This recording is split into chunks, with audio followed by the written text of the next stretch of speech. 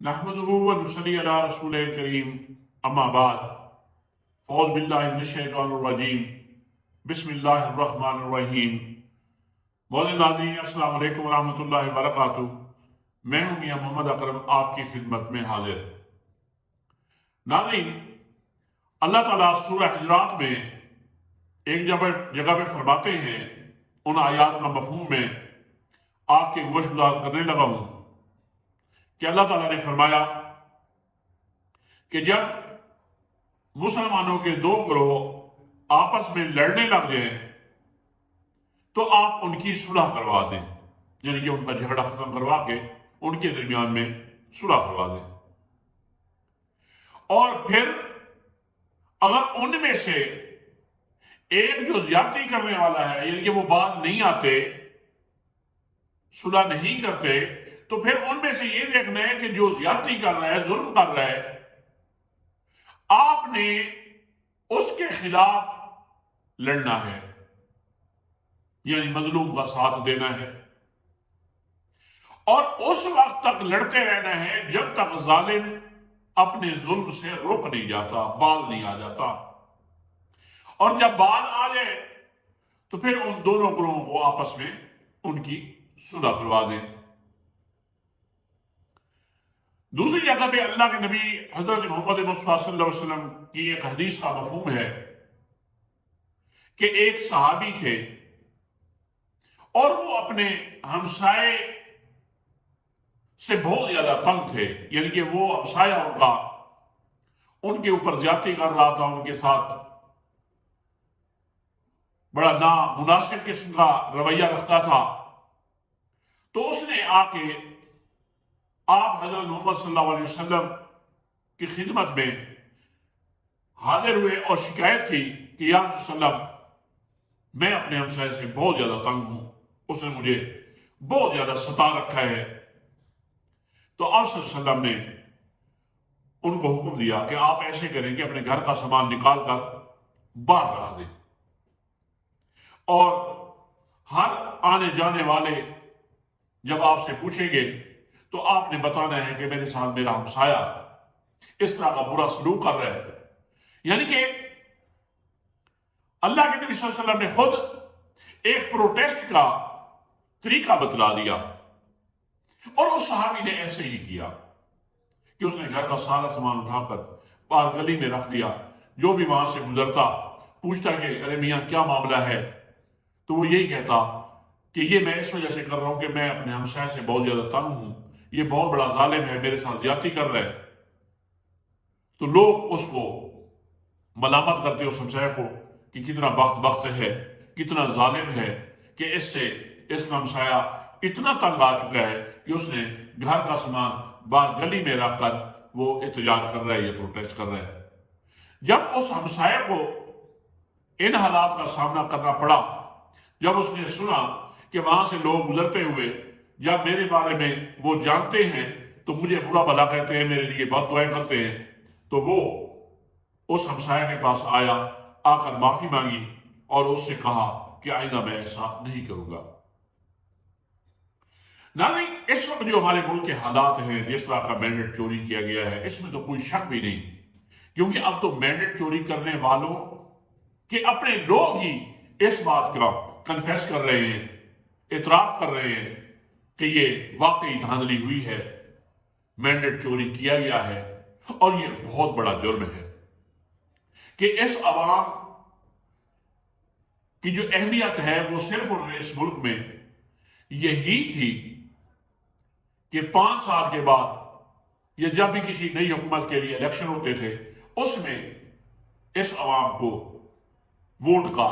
حق دیا جاتا تھا۔ اور بڑے افسوس کے ساتھ کہنا پڑ رہا ہے کہ آج اس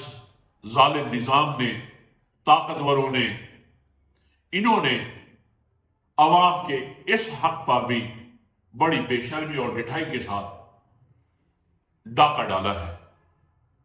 اب ہماری یہ ڈیوٹیز ہیں، ہمارا یہ فرض بنتا ہے کہ ہم قانون کے دائرے کے اندر رہتے ہوئے اس وقت تک اس حکومت کے خلاف پروٹیسٹ کریں، ہم اس حکومت کو کبھی بھی لیگل قسم کی گورنمنٹ نہیں سمجھتے. یہ 47 نمبر فارم کی پیداوار ہے اور ہمارے ضمیر کا بھی یہ تقاضا ہے کہ ہم اپنے پروٹیسٹ میں کسی قسم کی کمی نہ لائیں اور اپنی استعداد، اپنی جرت، اپنے وسائل، اپنے سورسز کے ذریعے اس کے خلاف پروٹیسٹ کریں. یہ ہمارا حق بنتا ہے. ناظرین،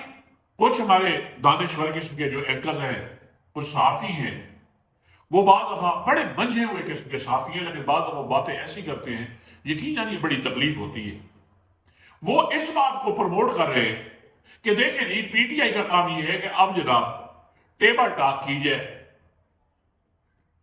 اس موضوع پہ باقی جماعتوں کے ساتھ یا اس گورنمنٹ کے ساتھ. تو اس بات پہ میں یہی کہوں گا انا للہ و انا الیہ راجعون. یہ نہ اس کی اسلام اجازت دیتا ہے، نہ کسی ملک کا قانون اجازت دیتا ہے، نہ بندے کا اپنا ضمیر اجازت دیتا ہے کہ جو لوگ ڈاکہ ڈال کے آئے ہیں، عوام کے اوپر ظلم کیا ہے، ملک کے اوپر ظلم کیا ہے، جمہوریت کا جو ٹوٹی پھوٹی جمہوریت ہے اس کا قلع قمع کر دیا انہوں نے، پھر ان کے ساتھ ڈائیلاگ کی بات کرتے ہیں. مجھے بہت افسوس ہوتا ہے کہ ان لوگوں کا آخر مینٹلی اپروچ کتنا ہے. یہ کس طرف کب ملک کو لے کے جانا چاہ رہے ہیں، یعنی کہ یہ سلسلہ چلتا رہے. عمران خان، میں بڑے وسوخ سے کہتا ہوں کہ اگر ان کے ساتھ ڈائیلاگ کرنا شروع کر دیا یا ان کے اس ڈاکے پہ کمپرومائز کرنا شروع کر دیا تو یہ عمران خان کے نظریے کی موت ہوگی. یاد رکھیں، عوام نے ٹھان لی ہے کہ اب وہ اس نظام اور اس نظام کے چلانے والوں کے ساتھ زندگی بھر لڑیں گے. جب عوام یہ ٹھان لے تو پھر لیڈر جو ہیں وہ عوام کی امنگوں کے خلاف کسی قسم کا قدم نہیں اٹھا سکتے. ناظرین، کچھ لوگ یہ کہہ رہے ہیں کہ مریم نواز صاحبہ جو ہماری پنجاب کی 47 نمبر کی وزیر اعلیٰ ہیں، ان کے حوالے سے کہ نان ایکسپیرینسڈ ہیں، ایڈمنسٹریٹو ایکسپیرینس ان کا نہیں ہے، کوئی انہوں نے بزنس نہیں کیا، کبھی ایم این اے یا ایم پی اے نہیں بنی،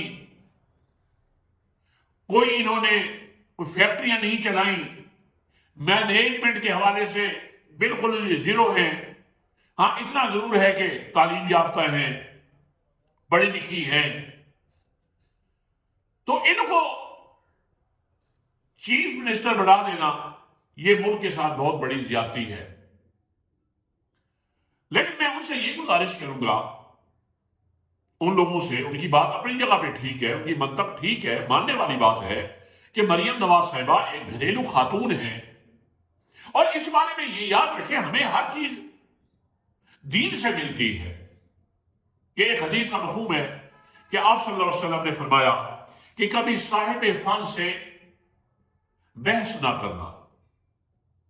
مقصد یہ ہے کہ جو صاحب فن ہے اس کو پریفرنس اسلام میں بھی دی گئی ہے، اور یہ کچھ جو اہل لوگ ہوتے ہیں اس طرح کے عہدے یا اس طرح کے عہدوں کے لائق یہی لوگ ہوتے ہیں. اس بات کو تھوڑا سا میں آگے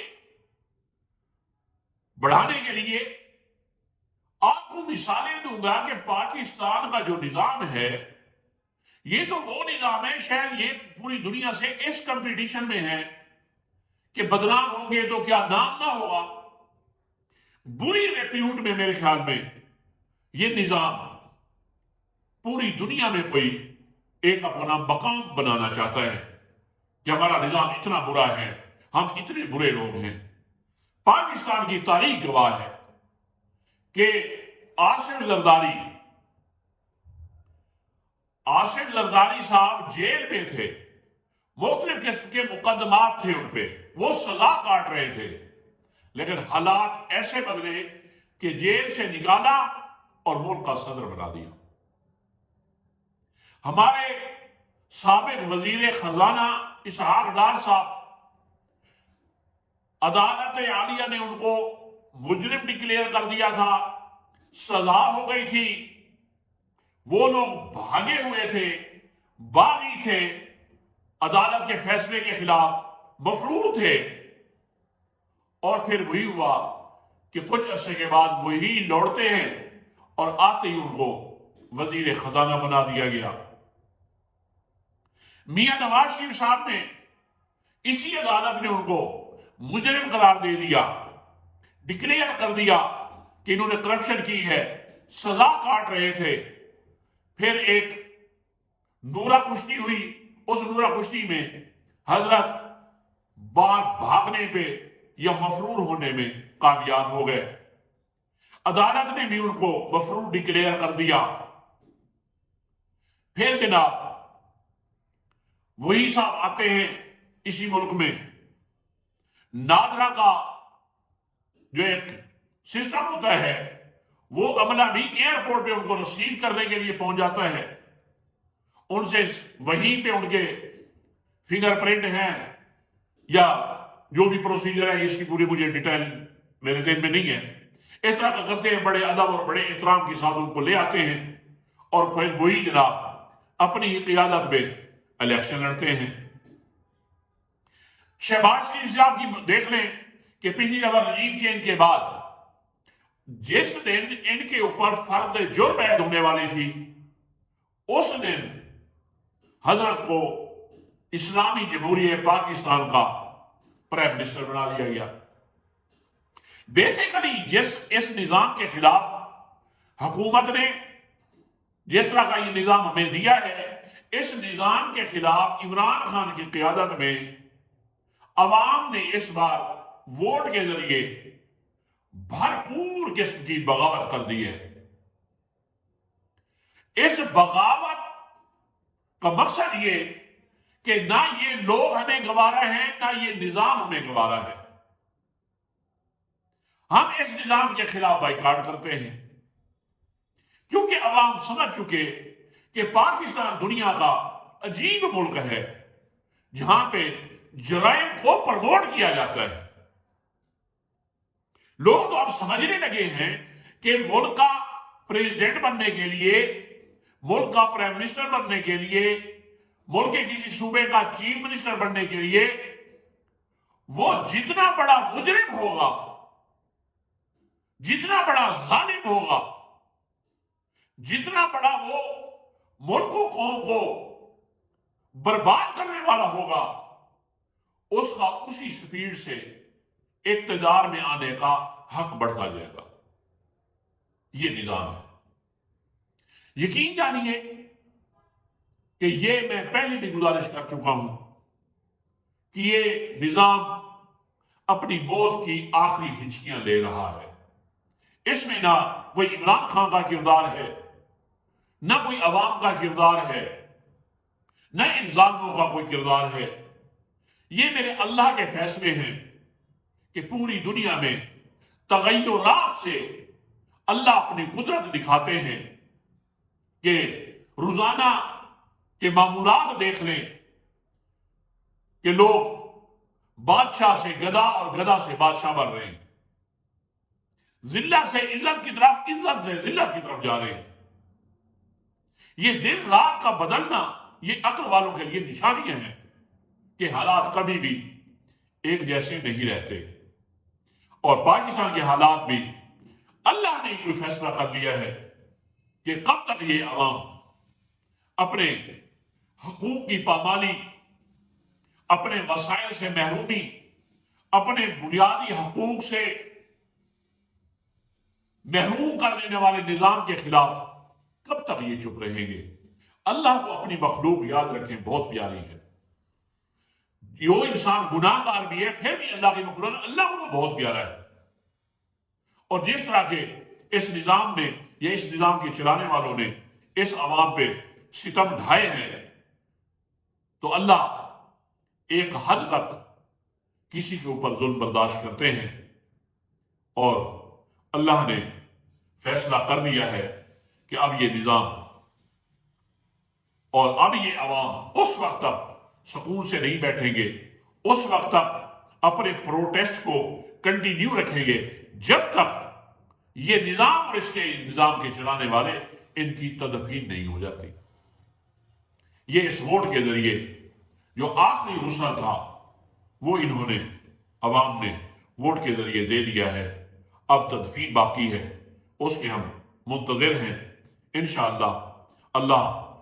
اس ملک کے ضرور حالات بدلے گا۔ اس دعا کے ساتھ ناظرین میں آپ سے اجازت چاہتا ہوں کہ اللہ تعالیٰ ہمارے ملک و قوم کا حامی و ناصر ہو،